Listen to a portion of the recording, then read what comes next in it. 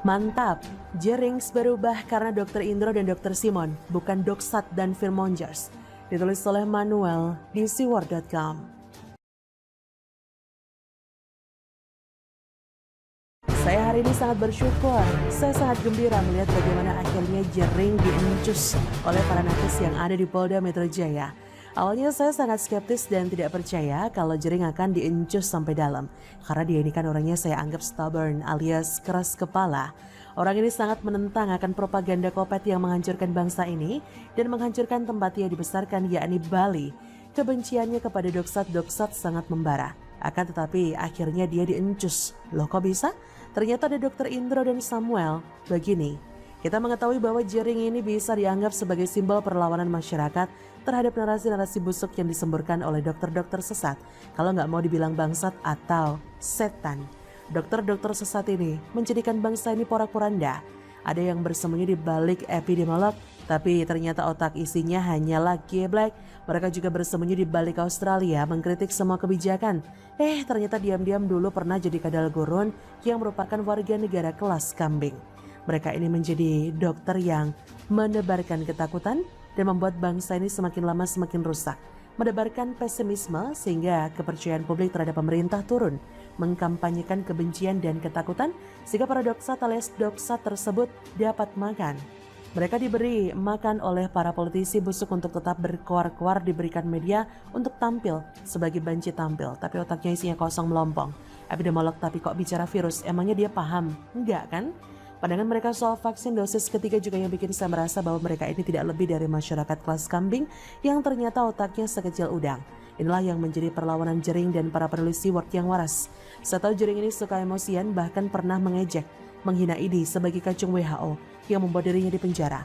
Buat saya ini memang berlebihan, tapi memang mau bagaimana. Sudah terjadi dan memang kelihatannya Jering sudah berubah. Setelah ia keluar dari penjara, dia pun mendapatkan kasus lagi sehingga ia ditetapkan sebagai tersangka. Akan tetapi penetapan tersangka kedua Jering justru membuat banyak orang bukannya kesal dengan Jering, melainkan kesal dengan pelapor yang di dalam pandemi ini bikin norak. Jering pun akhirnya ditetapkan sebagai tersangka. Saya nggak mau bahas terlalu banyak soal pelapor. Tapi sekarang Jering ini mendapatkan perhatian dan mendapat iba dari para dokter yang waras dan baik seperti Dr. Indro. Beberapa pandangan Dr. Indro dan Dr. Samuel soal pandemi ini ternyata membuat Jering berubah.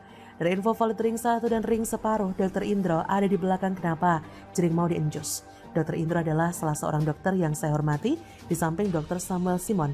Mereka berdua melawan propaganda busuk para penebar ketakutan dan doksat. Kenapa Jering tidak mau divaksin? Akhirnya terbongkar juga alasannya. Alasannya sederhana, yakni ia punya komorbid dan riwayat jantung. Sehingga ia ingin sekali menghindari efek samping. Akhirnya, semua pandangan-pandangan menjadi lurus. Fitnahan doksat dan epidemiolog kepada Jering dipatahkan. Semua menjadi sangat jelas. Jering mendapat banyak respek masyarakat. Orang ini berhasil membuat para penolak vaksin semacam kadrun khilafah dan pendukung Taliban ini bungkam dan diam. Doksat-doksat kadal gurun alumni 212 pun juga bungkam. Entah kenapa, saya yakin doksat dari Aussie tidak berani pulang. Mereka ini adalah dokter kelas kambing menghina Dr. Indro sebagai dokter yang tidak paham virus karena dia berlatar belakang dokter hewan, dan menghina Dr. Samuel sebagai dokter yang juga tidak paham virus hanya karena latar belakangnya spesialis kulit dan kelamin. Justru mereka lah para dokter hewan dan dokter kelamin mengebiri para kemaluan doksat-doksat para penebar ketakutan dengan pemahaman soal virus yang luar biasa bagus. Kalah para spesialis yang dungu bangkai itu, bau busuk kadrun itu secara intelektual. Secara intelektual, Dr. Simon dan Dr. Indro berhasil memenangkan Jering. Jering akhirnya paham bahwa mau tidak mau untuk mencapai herd immunity harus divaksin massal dalam waktu yang dekat agar virus jahanam durjana ini bisa segera minggat dari NKRI. Begitulah, mantap-mantap. Bagaimana menurut Anda? Heboh kabar Ardi Bakri kabur dari rehabilitasi. Kecelakaan di tol, Nia Ramadhani menangis histeris. Cek fakta lengkapnya.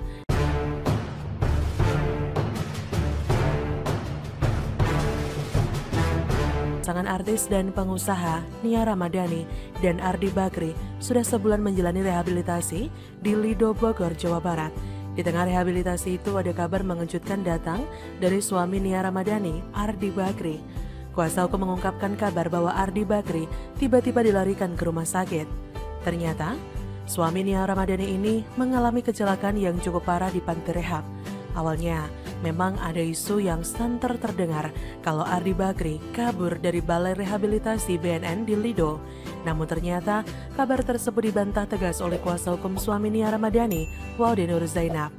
Kata pengacara dari suami Nia Ramadhani tersebut, informasinya tidak benar, itu hoax. Informasi tersebut membuat keluarganya panik. Kuasa hukum Ardi Bakri pun langsung cross-check menanyakan ke pihak Panti Rehab.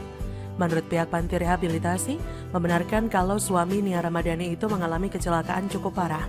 Kuasa hukum menyampaikan Ardi Bakri mengalami kecelakaan saat sedang beraktivitas di Panti Rehabilitasi.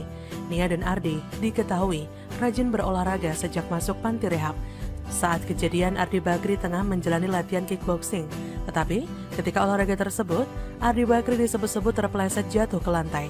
Akibatnya, kepala suami Nia Ramadhani itu terbentur cukup keras ke lantai. Kata pengacaranya, Waude dalam pesan singkat kepada awak media Minggu 15 Agustus bahwa kurang lebih seminggu belakangan ini Ardi Bakri rutin olahraga kickboxing. Ia juga menambahkan bahwa pada waktu kurang lebih pukul 16.10 saat sedang melakukan gerakan tendangan, Ardi Bakri terpeleset jatuh dan kepalanya membentur lantai. Alhasil, suami Nia Ramadhani itu pun langsung dilarikan ke rumah sakit di kawasan Bogor, Jawa Barat. Melihat sang suami dilarikan ke rumah sakit, Nia Ramadhani ikut serta mendampingi sambil menangis panik. Kini suami Nia Ramadhani itu tengah mendapatkan perawatan terbaik di rumah sakit. Waude berkata, Alhamdulillah saat ini Bapak Ardi sudah mendapatkan perawatan yang memadai dari pihak rumah sakit. Waude kemudian menyampaikan pesan dari Nia Ramadhani meminta doa agar sang suami Ardi Bakri segera sembuh. Terkait dengan hal tersebut, pihak Polres Metro Jakarta Pusat juga melakukan cross-check ke Rumah Sakit Kebonjeruk. Wakil Kepala Polres Metro Jakarta Pusat Ajun Komisaris Besar Setio saat dihubungi Tempo, 15 Agustus juga mengatakan bahwa Kasat Narkoba melaporkan sedang cek ke Rumah Sakit Kebonjeruk. Setio belum bisa membenarkan informasi soal kaburnya Ardi Bakri dari tempat rehabilitasi. Sampai saat ini ia mengaku belum mendapatkan kabar lanjutan dari anak buahnya. Pihaknya juga belum mendapatkan konfirmasi dari Kasat Narkoba. Pihaknya masih menggelar geladi pidato kenegaraan dan HUT RI. Kepala Satuan Narkoba Polres Metro Jakarta Pusat Komisaris Indraweni Panji Yoga juga belum membalas pesan Tempo soal kabar tersebut. Nia Ramadhani, Ardi, dan sopirnya ZN ditangkap pertengahan Juli 2021. Sebelumnya polisi memantau Nia dan Ardi. Setelah memantau, polisi terlebih dahulu meringkus seseorang pria berinisial ZN yang merupakan sopir atau pembantu Nia dan Ardi. Pada Rabu pagi, dari tersangka polisi menyita satu klip sabu seberat 0,78 gram yang diakui milik Nia dan Ardi. Polisi mengembangkan kasus ini dan menangkap Nia di rumahnya di Pondok Indah, Jakarta Selatan. Pada Rabu sore sekitar pukul 15 pada saat digerebek, Nia sedang seorang diri. Ia tidak membantah dirinya pecandu sabu dan polisi menemukan alat hisap di rumahnya. Kabid Humas Polda Metro Jaya, Komisaris Besar Yusri Yunus juga mengatakan bahwa Nia mengakui suaminya juga menghisap sabu bersama. Ardi Bakri menyerahkan diri ke Polres Metro Jakarta Pusat. Dari hasil tes urin, baik Ardi, Nia, dan ZN positif mengkonsumsi sabu. Mereka dijerat dengan pasal 127 Undang-Undang Nomor 35 Tahun 2009 tentang narkotika dengan ancaman hukuman penjara 4 tahun penjara. Bagaimana menurut Anda?